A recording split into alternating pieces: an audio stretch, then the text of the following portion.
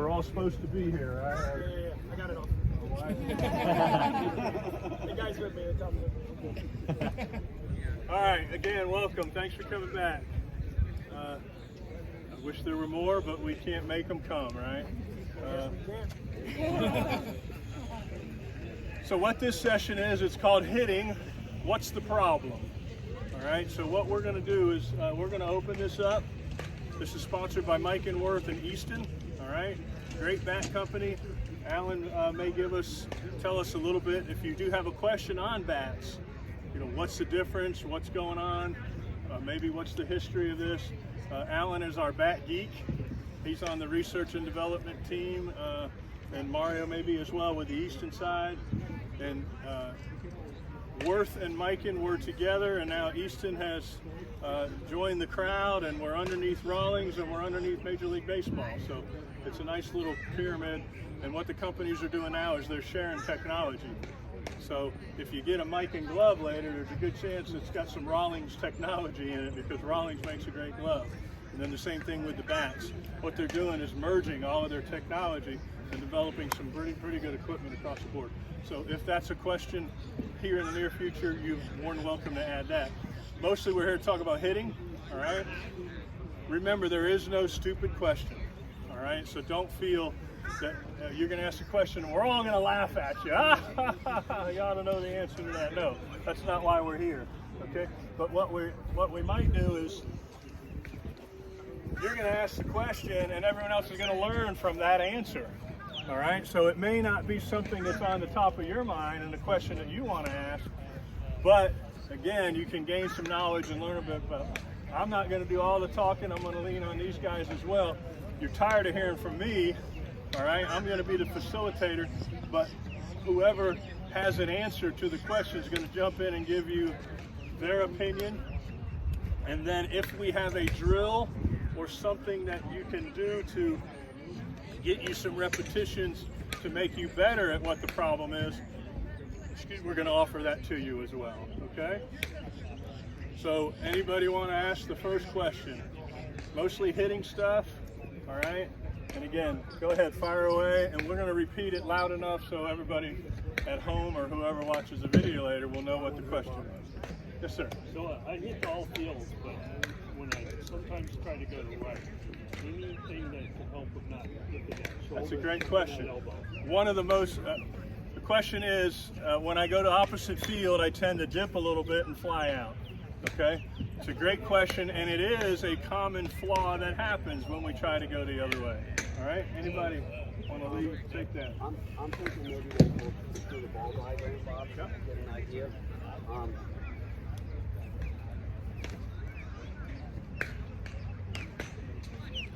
Okay, so this is our plate mat. It's a little bit off.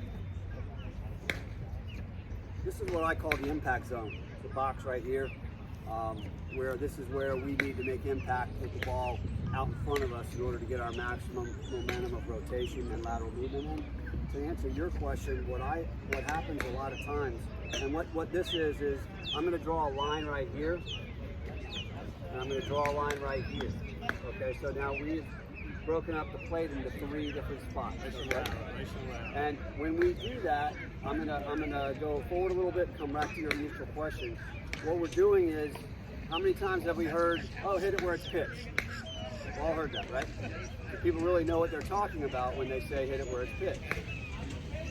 Some do, some don't. This will help you illustrate this. Now first of all, rule number 1 in hitting. Rule number 1 in hitting is, you're going to be a great hitter, you got to learn how to hit strikes. If you're hitting a ball, something in your technique is going to suffer. Okay? So what these signify is we're gonna say all these pitches are going to hit the plate. This is going to hit on this third. This is going to hit on this third. This is going to hit on this third. Right? So this is an inside pitch. Okay? This is a middle of the plate pitch.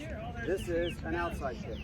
What I see happen many times with this is, to answer your specific question, is they let this ball travel even farther back into here to where you get no extension at all. And your brain knows that you want to try to get this on the ball. So we make adjustments in the middle of the swing in order to get this to the ball. And usually what it is we bring our hands in, the barrel does this, and the barrel drops. And as soon as you do that, that ball's going like that. Now there's some great hitters that can actually pull that off and hit like that. But overall, you're not going to be a consistent hitter doing that. So that's one thing for what you're talking about. So this inside pitch, in order to hit it properly, we've got to go out here and get it out in front like this. Okay, so I have extension here, I've rotated, remember we talked about rotating the hips? We've got to go hit the ball out farther in front of us. Middle of the plate pitch, we let it travel a little bit more. I get the extension here. You look at the angle of my bat, where's it going? It's going in the middle third of the field. This pitch here, because of my bat angle, if I've done it right, is going the left side third of the field. Consequently, this pitch, if I do it right, my hands are a little bit out front, I leave the barrel back slightly, it's going to the right side of the field. So what you do is you break the field in thirds, and you hit balls with a pitch.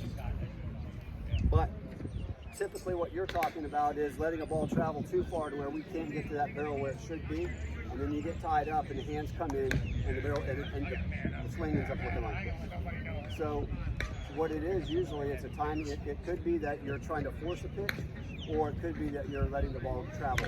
More often than not, I see people letting balls travel too much and they're hitting them back in here. I call it hitting out of the catcher's mitt, because you let the ball go too far. So you got to let that ball travel, but not so far that we can't get our bat to the right angle where we're going. Make sense? Any other reason why we may pop up the outside pitch? Okay. All right. I'm going to reiterate on the timing of everything. On an inside pitch, in order to hit the inside pitch way out here, you have to hit this pitch sooner or later. You have to be quicker on this pitch or slower. You got to be quicker, okay? So now we're talking about an outside pitch. If you see a pitch on the outside corner, we have to wait longer on this one, right? So what tends to happen to us is we may not have committed to hitting it the other way originally, but now all of a sudden there's 2 strikes on us and that pitch is out over the plate, and now I'm going to go the other way. If I'm early, if my timing is for this pitch, so that makes me early on this pitch. If you're early swinging at a ball coming down, what part of the ball do you hit if you're early? You hit the bottom of the ball if you're early. If you're late, you'll hit the top of the ball. So what tends to happen is if you swing early at an outside pitch, you're going to hit the bottom of the ball. All right, so sometimes it's just not only the location of the pitch, it's the timing of it. All right, so you have to wait longer to hit an outside pitch. All right, so you may just be a little bit early on it, which means you're hitting at the bottom of the ball and popping it up when you go to right field. Let it get deeper and hit it a little bit later. There's also another rule on pitches. Ready? If the pitch is short, where should we hit short pitches? Anybody? Short pitches. We end up having to pull them. Alright? It's easier to pull a short pitch. If they throw you a deep pitch, where should we hit deep pitches? The other way.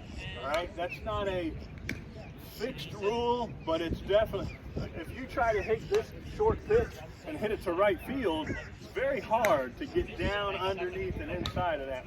But that pitch that's high and deep, it becomes all you do then is just go poof, and just feather it over the first baseman's head. So deep pitches, we tend to go that way with.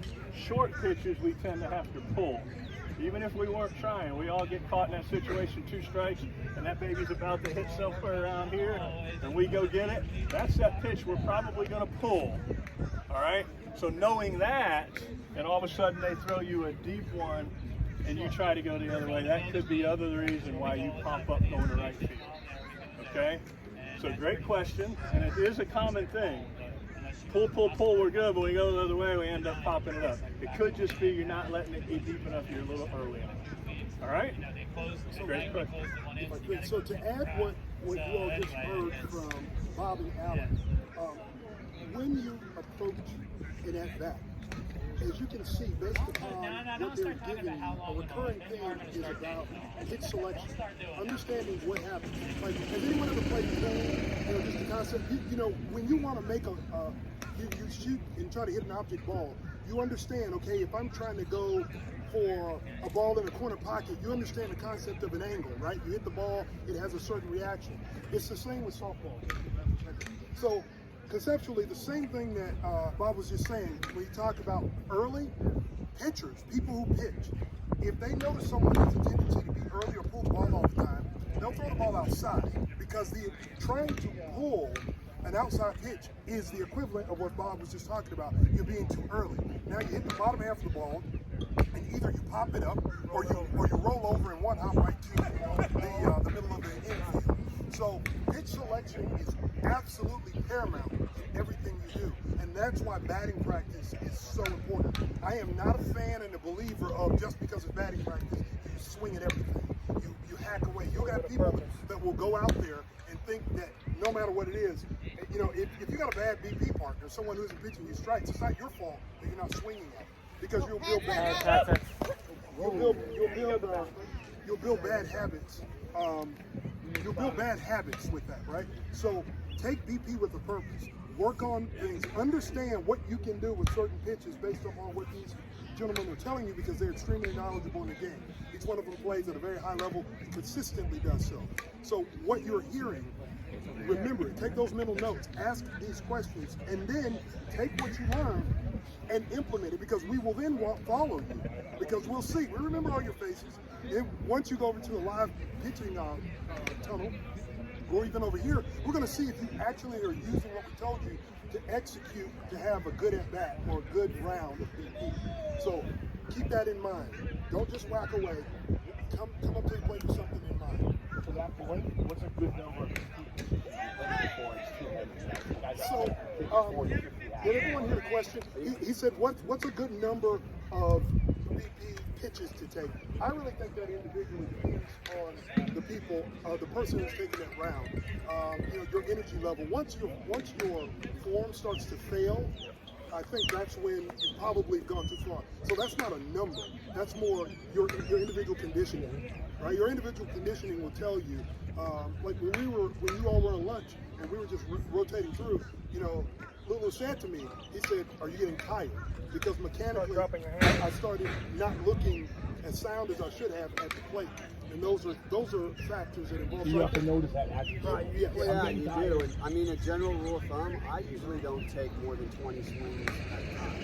Maybe 25 if I can, because I'm going at it. I'm putting all I got into it. Now, some guys might take 50 at a time, but just myself generally, 20 to 25 swings, and let the other guy hit or take a quick break and back at it. And if you're working on something and it's not working out, take a minute. Get out of the box. Let somebody else take it. Come back to it, because you create bad habits. You're not going to fix it if you get frustrated.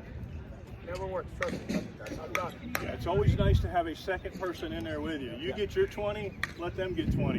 You get 20 more, let them get 20. Never, ever, ever are we ever going to take 70 swings in a row, because fatigue sets in, all right? And now those last, in this world, we think that if 20's good, 30's better, and 40 might be best. Well, that ain't the case. There's always the bell curve, all right? 2 slices of pizza, not bad. 4 slices of pizza,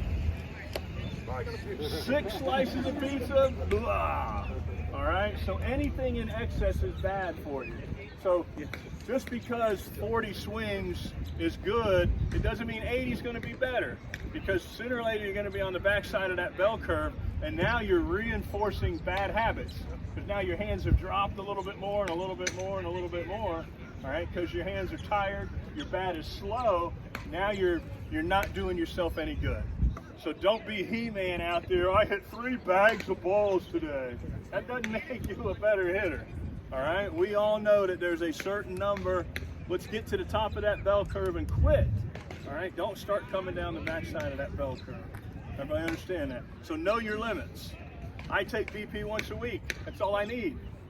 That's all I can afford with my schedule, and that's all I can get my wife out there to pitch to me with. But I know this guy here, he's got people always wanting to hit with him. So Alan hits 4 or 5 times a week. All right, well, he needs to know his limitations, and I know what I need, and other people know what they need. But again, anything in excess is bad for you. Got it? So keep that in mind. All right, great question. Pulling your head out. Okay, so What's the question? question is, he pulls his head off the ball. All right, let's talk about why do you think you're pulling your head off the ball first? Trying to hit it too hard. All right, if you're over swinging, we tend to do that. All right, yeah. Anything else? What else would make the head come off? I think a lot of people try to see where the ball is going before you make contact with it. So you're looking before you even make contact with the ball. You're looking where you're thinking you're going to hit it, but you're really not actually seeing the ball impact the bat.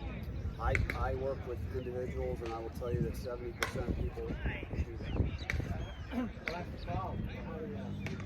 Okay, we're going to fix that in just a second. The other one is the head. A lot of times is connected to the shoulder, and a lot of times if you're pulling off the ball and pulling your front shoulder, if you pull your shoulder on the swing, the head's going to go with it. All right, or if you pull your head, the shoulder's going to go with it. So you've got to keep that front shoulder closed a little bit longer. Sometimes we do that because we're trying to hit it too far, or we're trying to pull a pitch and the shoulder leads the way. When we teach hitting, we teach feet, hips, and hands. The shoulder is you're okay. The shoulder is a non-teach. We do not lead with the shoulder. All right? We do not lead with the shoulder. If you're up there hitting and leading with the shoulder, you're going to pull off the ball. All right? The shoulder is a non-teach. The shoulder moves because the hands move. All right? So never in our instruction that we just did earlier today did we mention the shoulder, because it's not a leader.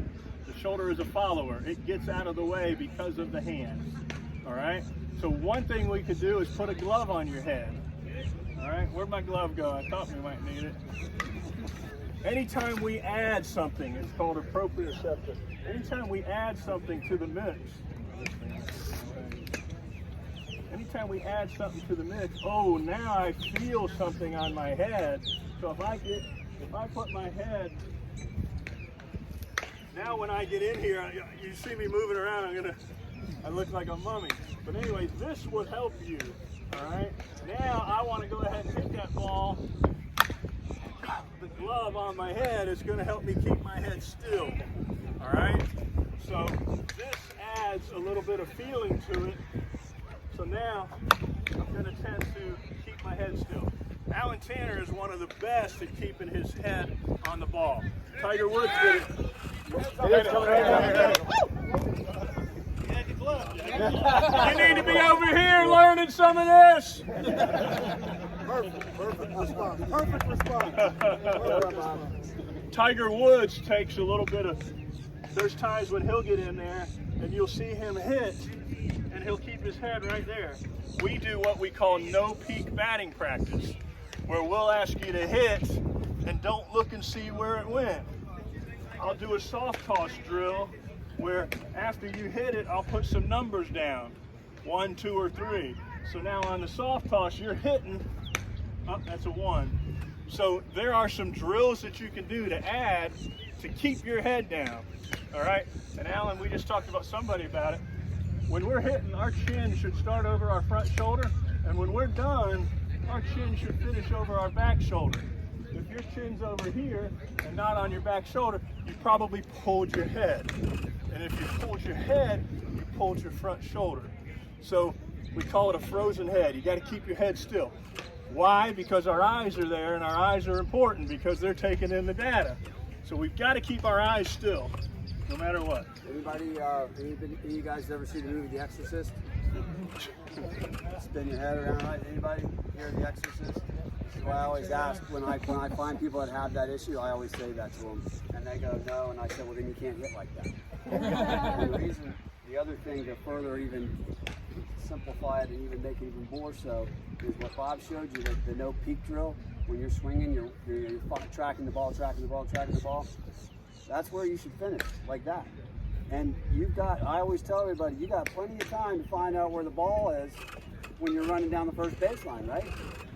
There's very few similarities in golf and softball, Bob just showed you, same thing. You go to any good golf teacher and he'll tell you, there's the ball, it's on the tee, you're back here, see how my head's back?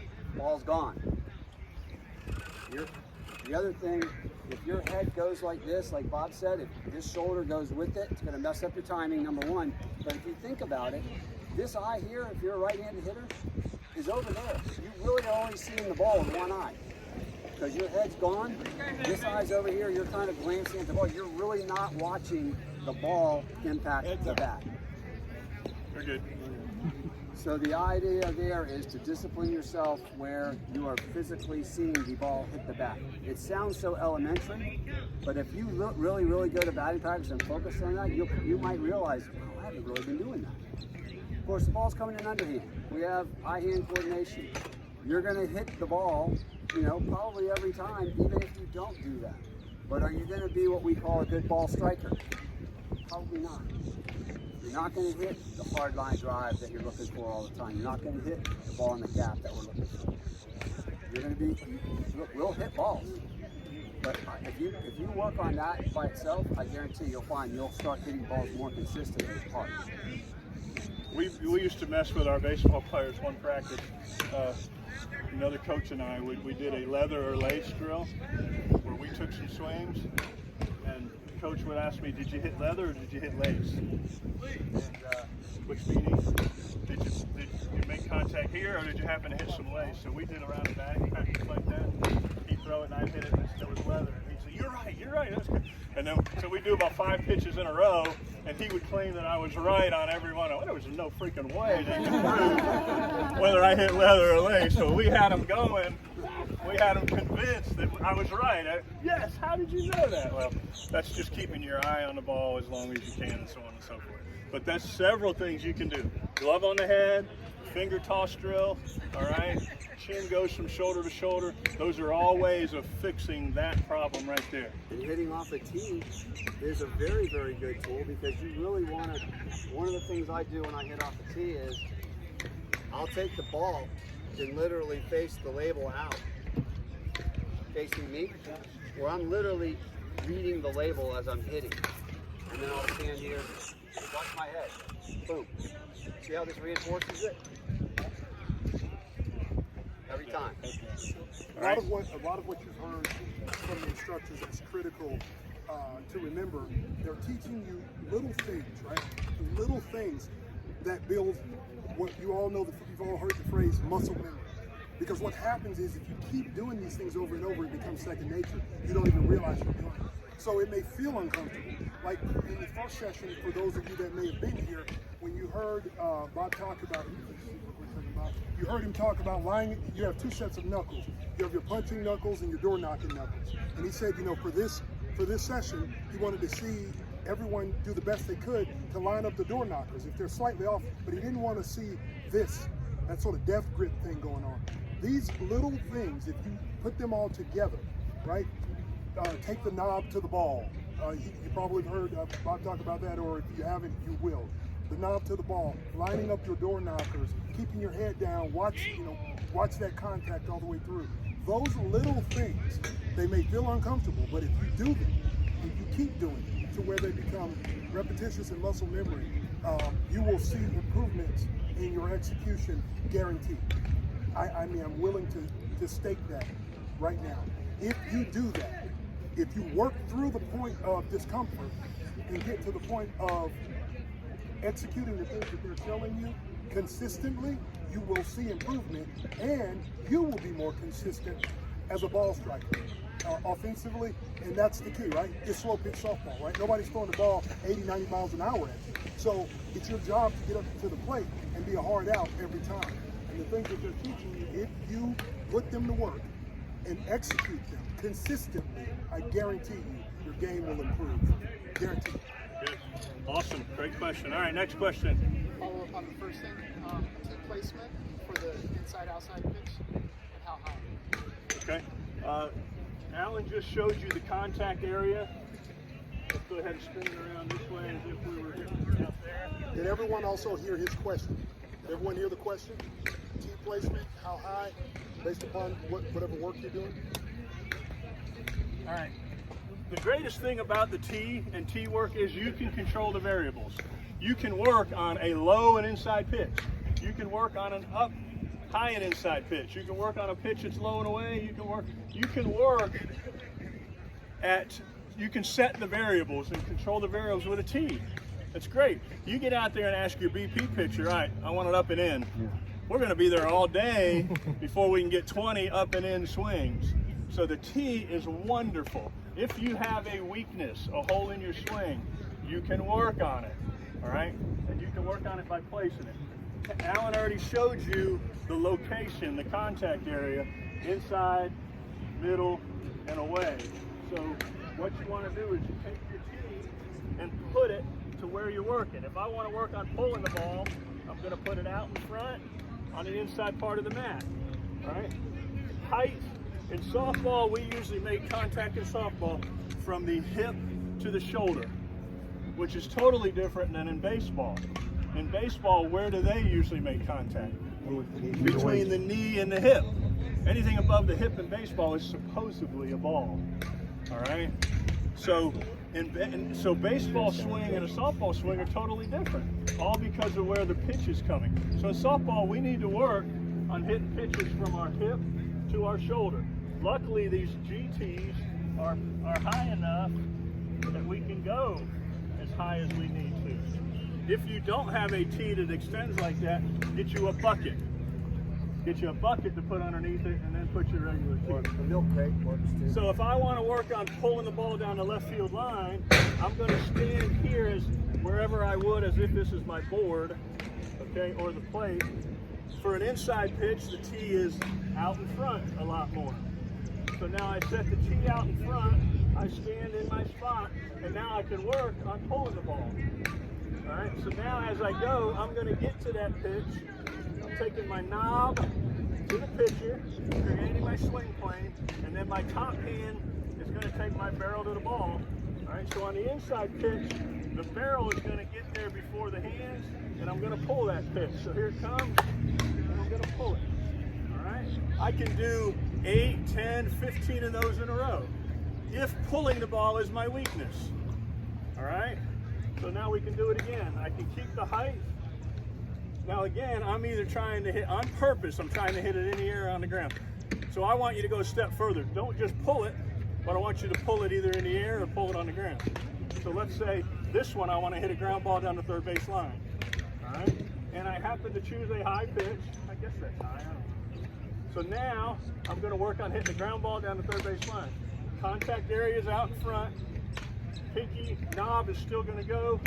Barrel's going to go. Ah, darn it. All right. But you have an immediate, you know, right? You know that I got it wrong. All right, instant feedback. So now I got to work a little harder. I got to get on top and get me a ground ball. Okay, and again, we do it until we can do it 8 out of 10 times before we move on to the next one. 8 out of 10 times is a good number to shoot for before you move on to the next one. We talked about this earlier. If we can't do it while it's sitting on a tee, we're not going to be able to do it when it's moving. All right, so we have to do it here on the tee and do it right and make sure there's not a disconnect between my eyes and my hands. Tee work is wonderful.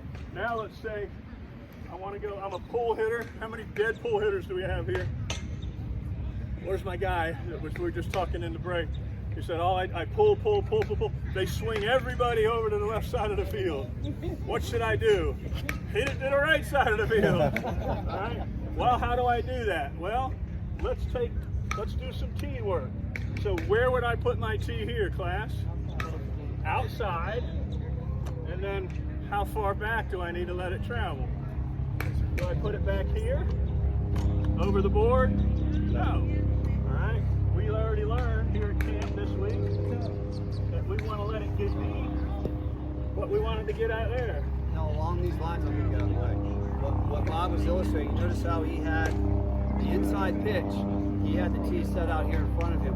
So remember this principle. We're only talking about strikes. Remember how we divided the plate into thirds? And the inner third goes to right, goes to left, middle, third of the field, and the other way. So here's the principle. Again, we're only talking about strikes. The farther inside the pitch is, farther out I must go to hit it.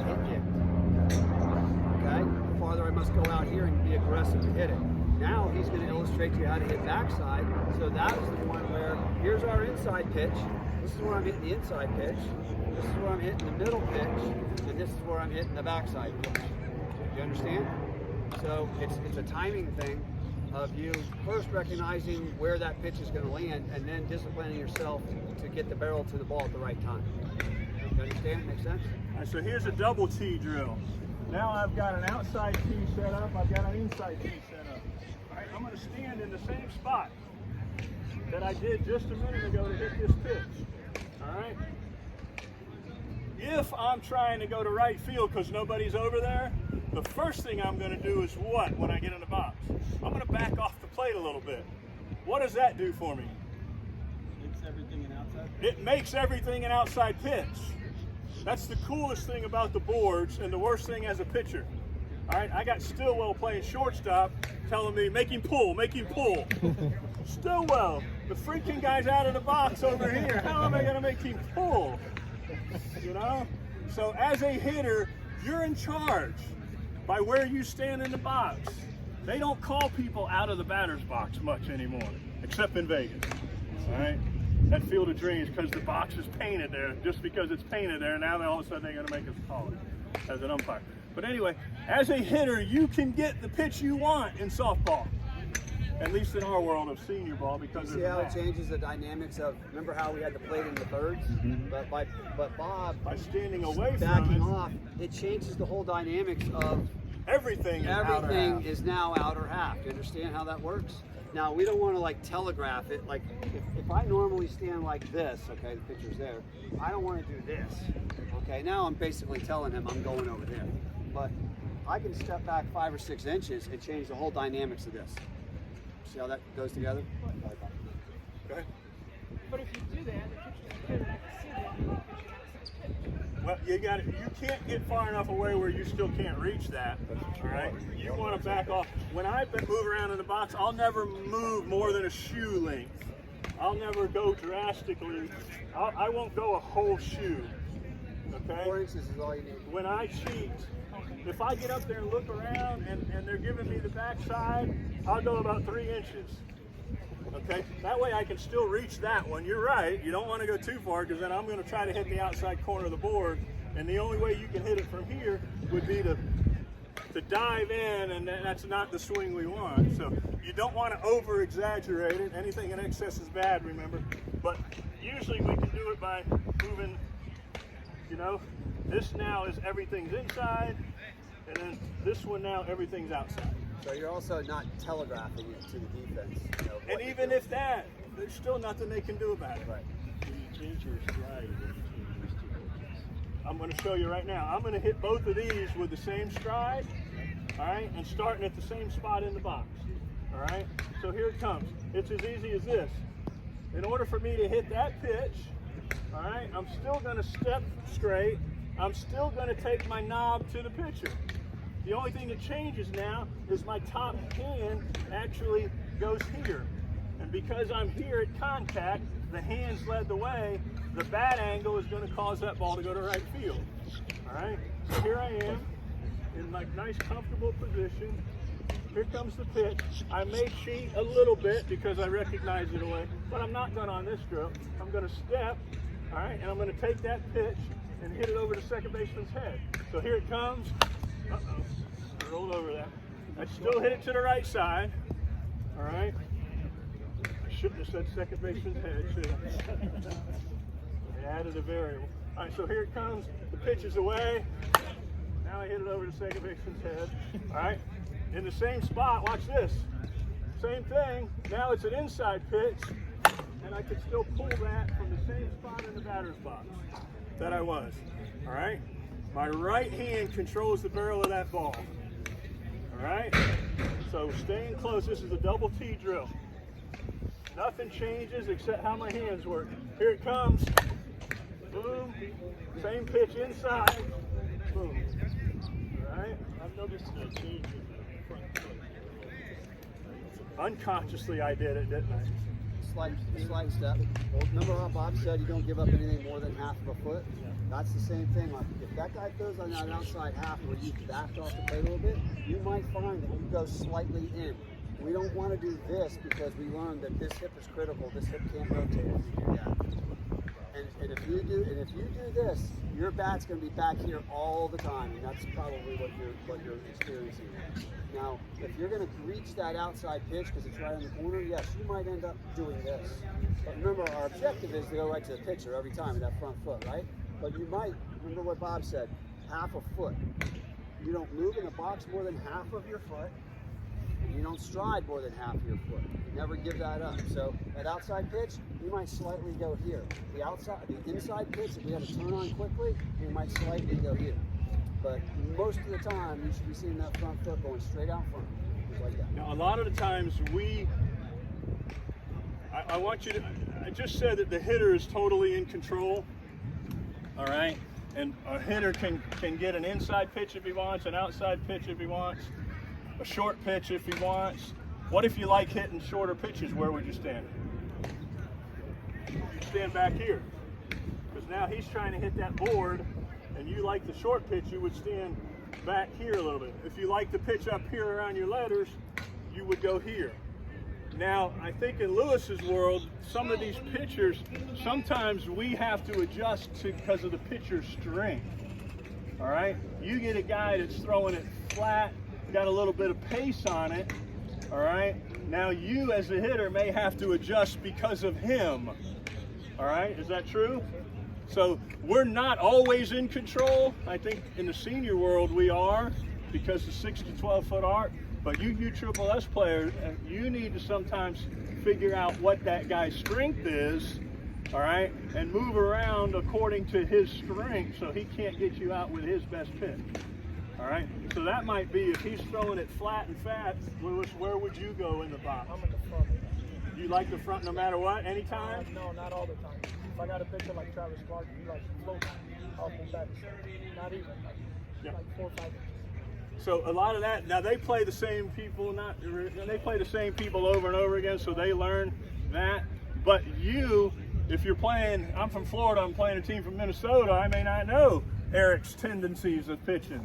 All right, so how do we learn what that pitcher is doing? You watch them in that game.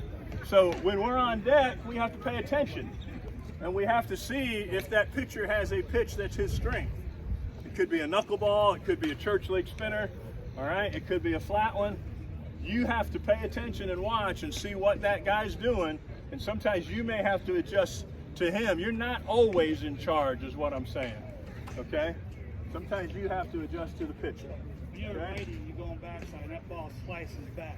Is that because you got too deep on you or something? Yes, it means you angle, you didn't get the bat head. It's all about the angle at contact. All right, if my bat angle is here, just a ball coming this way is going to hit and spin that way. So if it turns a lot, it's because you either inside outed it too much or you dragged your barrel just a little too much. Kind of like slapping the ball, because then it gets direct side spin. When you get direct side spin, when you're holding that barrel way back, it makes that ball go like this. I stand in front of the plate when I go backside, which is normal. I get a lot of that. Yep. There's nothing wrong with that. Well, I know, except sometimes As long as you're goes striking foul. foul well. Now, if you're doing excessively hitting foul balls, then yeah, you're doing it too late. It's that top hand. You either got you inside outed it too much, all right? It's just like if you didn't inside out it enough, now you took an outside pitch and pulled it, which isn't any good either. It's all about your bat angle at contact, okay? Because we are going to create spin on the ball as a hitter. We can create side spin, we can create hook spin, we can definitely create backspin. Sometimes we hit the ball at knuckles. I don't think we do that on purpose. And then the last one is sometimes we hit a top spin on purpose. And I've been playing this game a long time, and that's the one thing I haven't mastered, is being able to hit a humpback on purpose. It used to come when we were free swinging and we had all the home runs we could hit. The free swing humpback just happens, all right? But to do it on purpose, it's something I'm working on and trying, but it's very hard to do. It's hard to hit a humpback on purpose. It's a swing where you got to swing up at it and hit it above the center. So now you hit it up. Watch, I'll see if I can do one here. It's not really easy. In order for me to make this ball have topspin, I need to swing up on it and make contact a little above the center. Let's see if I can do that. Ready? So here's my swing plane. I'm going to go here and try to come up, and I'm going to try to hit it here. So it still goes in the air, but it has topspin. If I miss a little bit, it's going to go straight down into the ground. So let's see if I can hit a ball and create topspin. Ready? That had topspin, but it's a ground ball. All right? It's not real easy to do. It's a little bit of an uppercut. Oh, that's got a little hump back to it. Now, if I stood here and did this, I don't think I could do it 8 out of 10 times. All right? And anybody else? Is there anybody in the world that can hit a hump back on purpose? 8 out of 10 times. It ain't When I easy. do it, it's on accident. Yeah. And if you think about it too, situational hitting, right? Do you want to try something like that if someone's on first? Because if you miss it, that's a double play.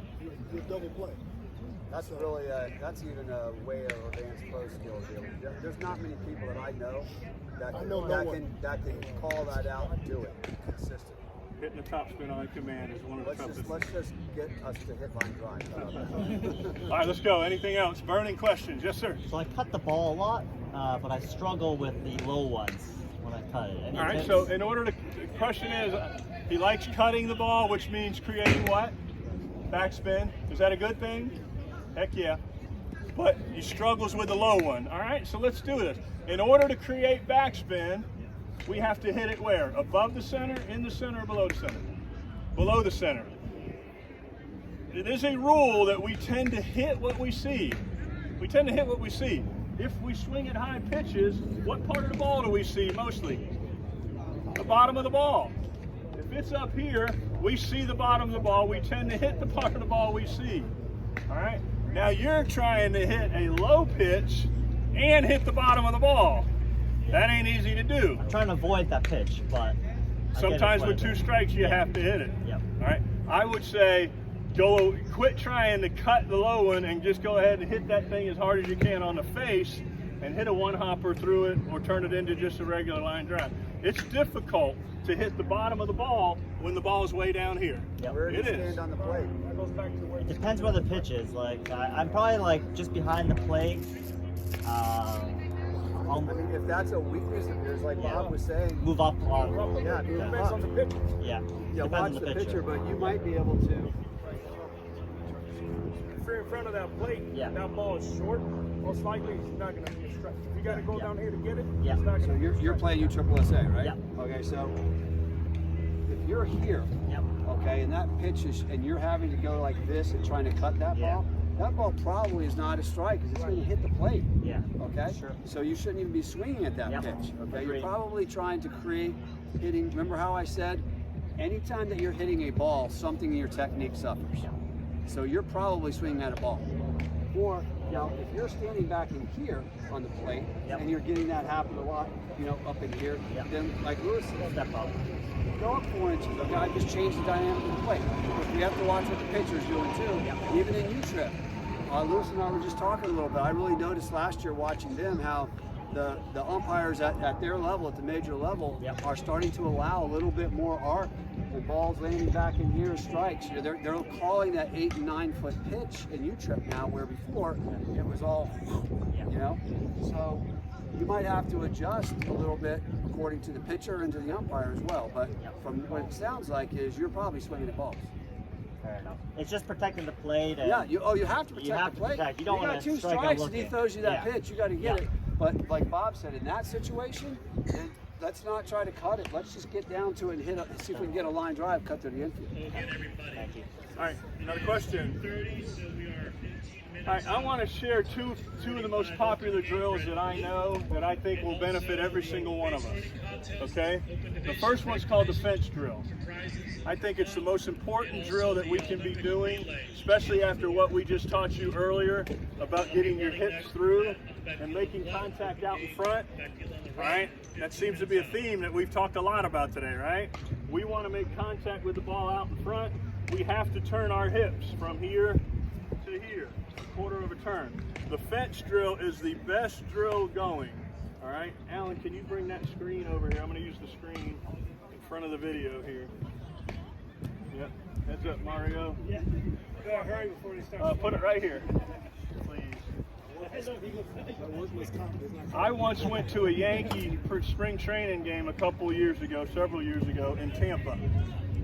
And we're sitting waiting for the game to go, and we heard something going on the field, on the backfield behind us, and we turned around, and Robbie Cano and Derek Jeter were at home plate, and they had their screen. They have screens like this to protect the second basemen and first basemen during. They had the screen, and they had that thing right over the outside corner of home plate. All right, and Derek Jeter was doing tee work or soft toss. All right, with the net there. All right, so what he did is he took our fence drill and made it a live drill. Well, here's what the fence drill looks like, guys. What up, ladies? What I want you to do is stand a bat's length away from the fence. Put it on your belly button and put it on the fence. Stand a bat's length away from the fence. All right? Now, in order for me to do this right, I want to swing the bat without hitting that net. All right? If my hips are facing this way, there is no way I could do that. I would have to go like this if I didn't turn my hips at all. All right? If I don't turn my hips, my bat's going to get out here and hit the net or the fence. If I'm going to do this right and do my sequence right, I'm going to go feet first. I'm going to go hips second. I'm going to take my knob to the pitcher, pinky to the pitcher, right hand to the ball. I should be able to swing without hitting that net. So here's what it looks like. Boom. All right. Foot down, hips open, and I'm taking my swing. That's my fence drill. All right. If I do it wrong and don't turn my hips, I'm going to get instant feedback from the fence. The fence don't lie. All right. And I'm also going to scratch my new AT-18. Make sure you use an old bat, but actually you can use a new one. If you break it, you can call me. I'll get you another one. All right. So the fence drill would be the number one prescribed drill. All right. I tell everybody I do it in the on-deck circle of a game. I'll go over and say hi to the wives. You know, I'm standing there right next to the fence. Sign a couple autographs. And I'm taking some swings. All right, and I'm doing the fence drill. Wonderful drill. Derek Jeter and them were doing it again, same way. Can I take it live? Well, I can take it inside pitch. Right? The wind's not going to help. Man, look at this. I had to cheat a little bit. But I can take this. And I can add instant feedback to me here. Here I am, bat's length away. I'll hit it between them. All right, so here it goes. Foot down, hips turn.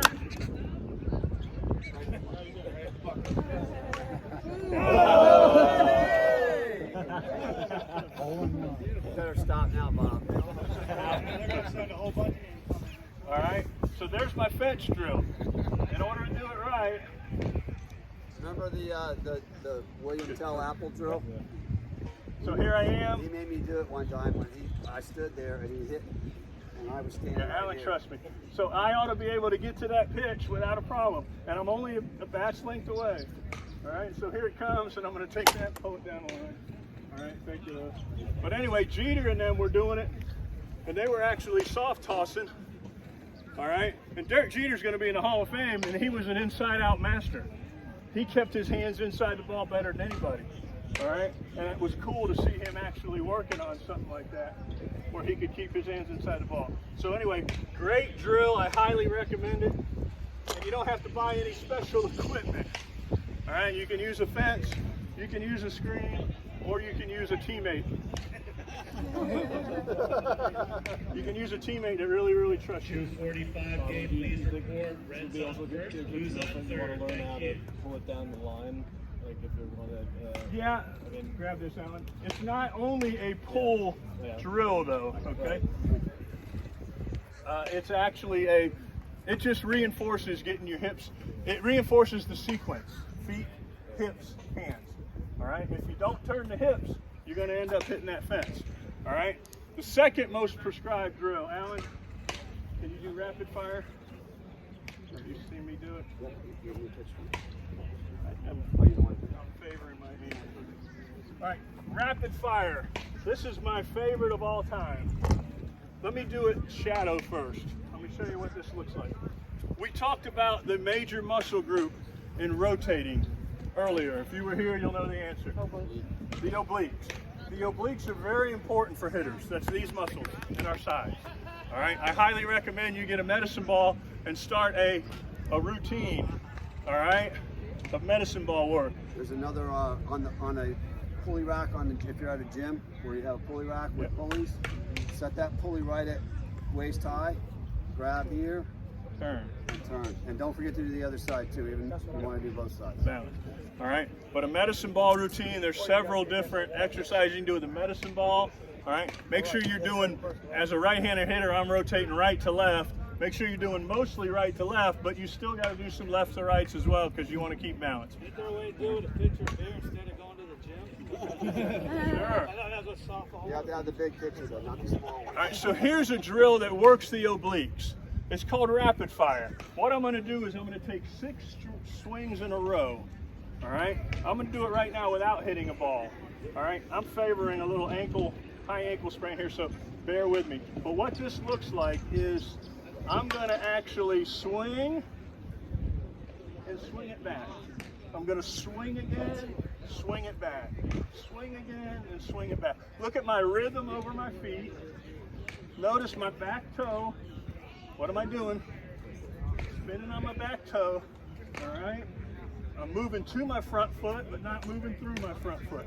This drill works on balance. It works on linear motion. It works on rotary motion. All right. It works on swing planing. All right. So boom, boom. Then I can speed it up. Boom, boom, under control. All right. Boom. About 6 in a row.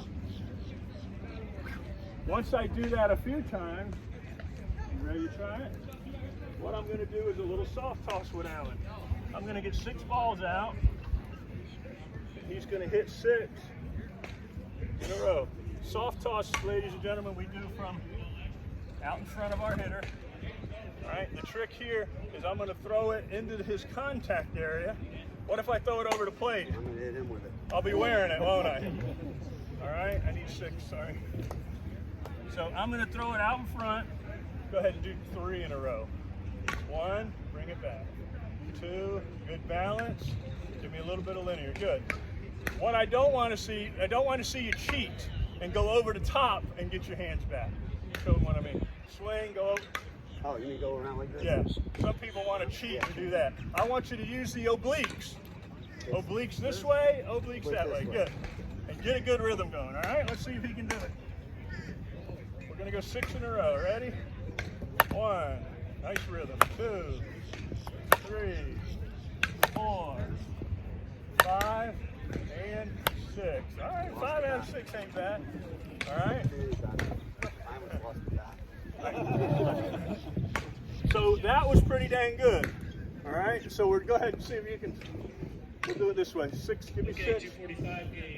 What it does, though, is reiterates. How many different things did we say it's working on? Balance, rotation, linear, swing plane. Now that there's a toss, that pitch isn't going to be in the same spot every time, is it? So now my left hand's going to keep doing the same thing, but my top hand's going to have to what? Adjust to each one. All right? So let's see. Right here. Wait on me to get back. All right, here we go. So a little rapid fire. Boom, bring it back. Oh, boom, bring it back.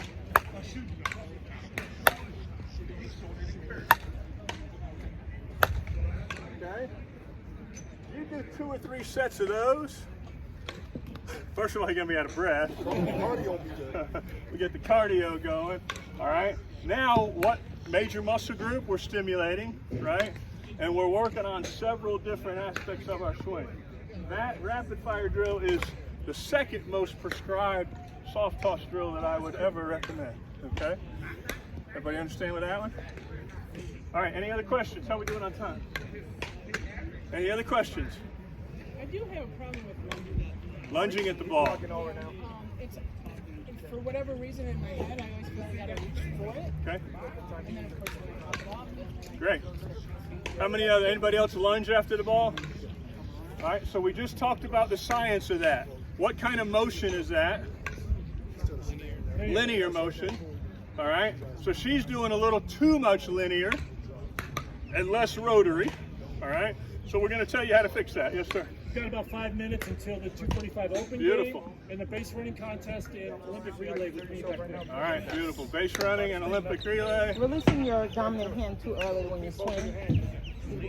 Releasing it? Yeah. Okay, let me finish this one here. All right, Lewis and I just had a nice discussion about lunging. All right, and so the question was, I lunge too much. Well, let me show you what a lunge looks like. All right, it's too much forward movement, too much linear movement. And some of us are guilty of it. In our early session, we taught you that only 15% of your potential energy comes from the forward movement. All right, so what happens is we know that we start with our weight on our back foot. And we know that there's got to be a little bit of weight transfer to the front side. But what has to happen is we have to stop our energy when we get to the front foot. We can't let it carry beyond the front foot. This is what it looks like when we let it carry beyond the front foot. Here comes the pitch, and I go, and I do that. All right? Maybe you got caught swinging at a short pitch, and you had to go get it, but that's a lunge. All right? It's also a lunge when we go too much here. All right? The first problem is when we lunge forward, what important body part moves? Your head does. If your head is moving forward, your eyes are moving forward. What's that doing to the data? It's distorting the data that it's taking in. All right, now your eyes are moving, and you're going to go past the ball. You're making the ball come faster and farther than it really was. So rule number one, we're going to put that glove back on our head and try to keep our head still. But the biggest thing we need to do is we have to hit off of what we call a firm front side. Our front leg has got to be firm. We've got to get that foot in the ground and stop any other forward movement. Once it stops going forward, what happens to our energy? Once our energy stops going forward, it actually goes up. And that's exactly what we want. We want our kinetic energy to start at our feet, move up the inside of our left leg to the hips. The hips actually rotate, move the kinetic energy across to the shoulder area, all right? And then centrifugal force comes in and moves the energy out the arms and the back. Pretty cool, right? Kinetic energy, rotary motion, linear motion, centrifugal force. All right? Really, really, really, really cool. So here's what it needs to look like. When we put that front foot down, I'd love to see you land on the ball of the foot. The ball of the foot. All right? Seattle Mariners scout came out to my practice one day, and we were having this discussion. You know, I said, Coach, we got a lot of guys lunging, hitting off their front foot. He said, Obi, tell them to put that spike in the ground. They're hitting with cleats on. He said, tell them to take that spike right there and stick it in the ground. So as a hitter, when that foot goes down, stick that ball of the foot, stick that spike in the ground so you stop. So you stop going forward. Once that energy stops going forward, it starts moving up, which is where we want it to go. Okay? So stick the ball of your left foot into the ground and hit off of what we call a firm front side. That left leg is actually going to go from flexion to extension. It's going to turn a little bit. I like to tell my hitters to introduce your knees to each other. All right? I want your right knee to get to know your left knee. And here's what it looks like. Of course, in baseball, even more so, if they get down into their legs, we're going to stand up a little taller. But here it goes. When that foot gets down, I want your knees to introduce themselves to each other. It's almost like doing the twist. All right? You're going to take that back knee and get it a little closer to your front knee. It's hard to see with the drawers. All right? That's a good looking swing right there. Not easy. Reverse power L, reverse C, all that good stuff. All right? So that's what I want you to try to do. Stick that left ball of foot into the ground. Stiffen that front leg. If you're hitting off of a soft front leg, that's going to allow that energy to just move through. I think I'm reaching for the If you're swinging at a bad pitch, that's bad anyway. If you're doing that a lot, let's move up in the box so we don't have so many of those low pitches anymore. Move up in the box, make those pitches be a little higher for you. And let's start hitting balls that are up a little bit higher. But just think about hitting off of that firm front side. Stiff front leg, okay? What was I gonna say? All right, we're gonna go to a couple of these. We're almost done. How many swingaholics do we have here? Swingaholic, you're swinging everything. Swinging everything. Oh, say it again. Batting practice. Well, why do you do it in batting practice?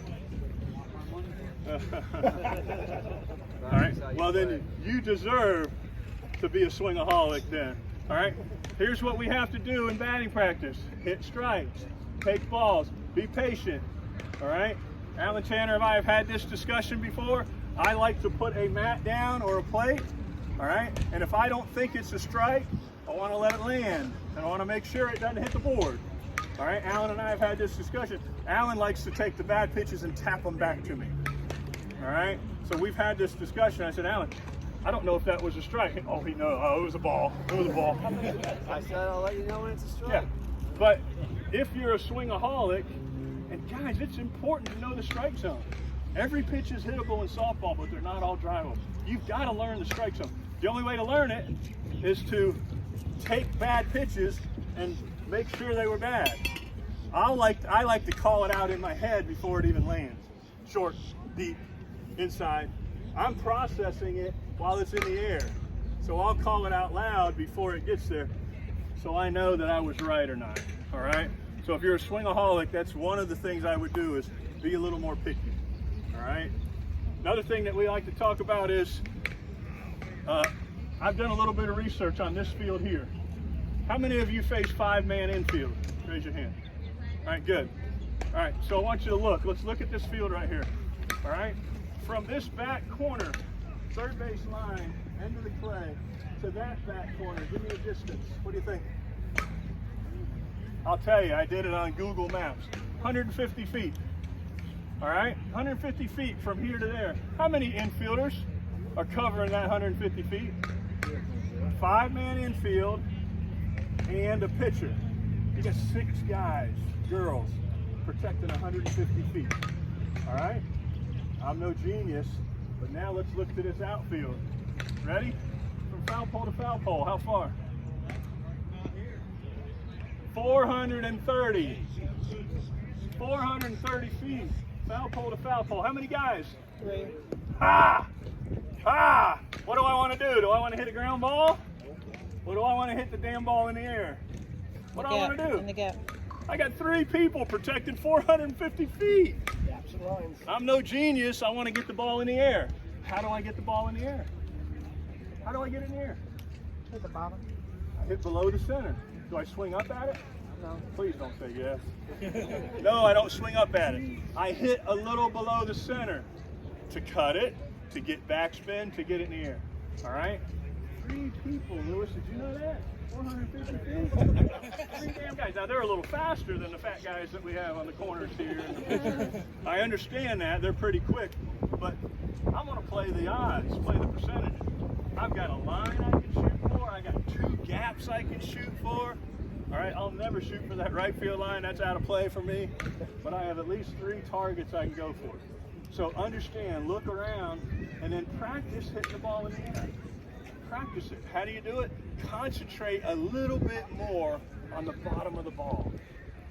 Now, what would I do in my stance? If I know that they're playing a 5-man and I got a couple gaps, where would I stand? I'm going to get a little bit closer so I can hit a higher pitch, because we learned that we hit what we see. All right? And then I need to focus just a little bit more. Sometimes we get in that batter's box and we just don't focus. Turn it up just a notch. We're asking 4 or 5 at-bats a game. All right? And that at-bat lasts how long? A minute? A minute maybe? All right? My other pet peeve, 3 and 1. Start with a 1-on-1 count, don't we, most of us? Ball 2, ball 3. What do you do on 3-1? It depends what I'm working on. I'm trying to shoot right field line. If it throws me a 4-seam at the pitch that I'm looking for. Are you okay to swing on 3-1? Is your team going to get all over you? No. Good. depends. One of my teams, because I'm the designated home run hitter, they want me to let it go to pass it. Yeah. How many of you get in trouble for swinging at a 3-1 pitch? Please tell me there's more than one. They're lying. I've got a young B team that I play with and I help coach, and they had a rule. If they swung at a 3-1 pitch, they got yelled at. They got yelled at. 3-1. I said, guys, we got to change this now. I said, I pitch. There's only one time, there's only one pitch that I try to hit the middle of that board on, and guess which one it is? 3-1. I do not try to hit the middle of the board on any other pitch. I'm not even trying to hit the board. I'm trying to come as close to the board as I can without hitting it, because I want you swinging at a ball, because I know hitting balls are harder than hitting strikes.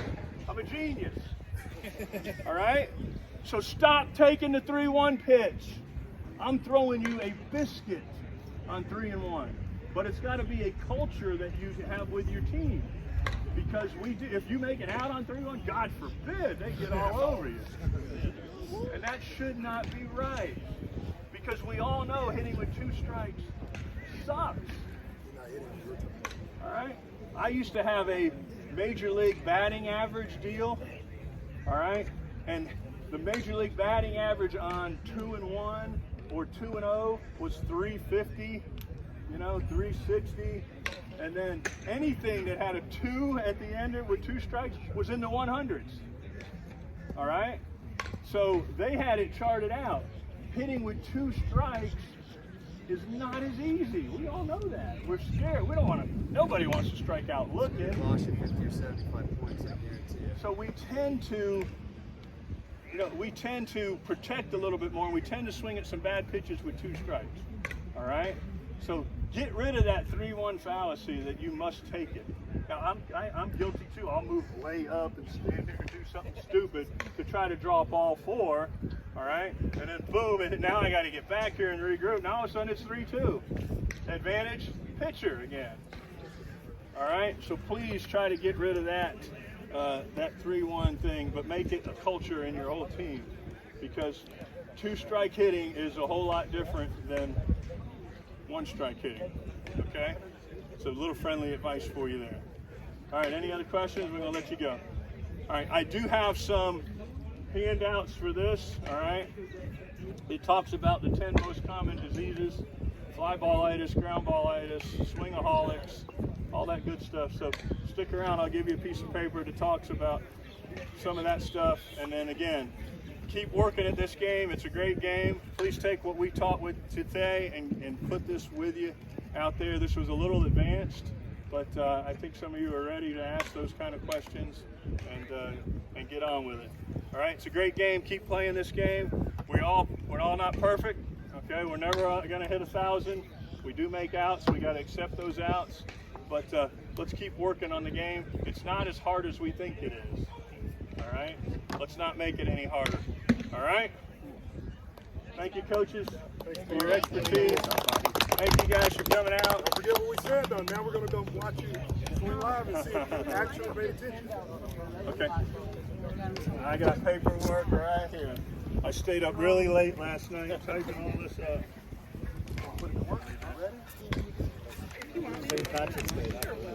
If you missed the earlier session and you want some of the notes, we did some of it here. This is earlier. Anybody want some of the earlier sessions? These are all tips that we kind of cover a little bit here. Some of it you'll be able to figure out even if you do. Okay, so earlier session was done. The hit doctor.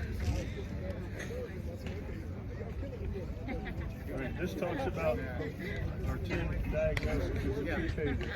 Okay? You're welcome. Thank you for coming. Thank you for taking your time to come and listen to this. There were 20 of us, and there's 150 people here. Your 20 got better. They didn't over there swinging it whatever they need to.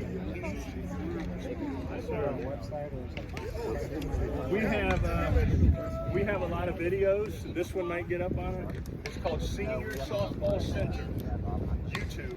Senior Softball Center. Type that in, and you'll see a lot of Alan and I's videos. Like and subscribe, right? Well, you don't have to, but Well, you should. then anytime we add new ones, like this one might go up. Senior Softball Center YouTube page. Go in there. There's a lot of we filmed a lot of our sessions, and there's a lot of good stuff in there. Okay.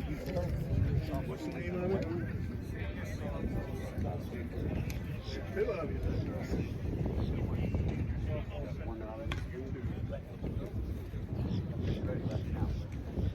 Got a new subscriber.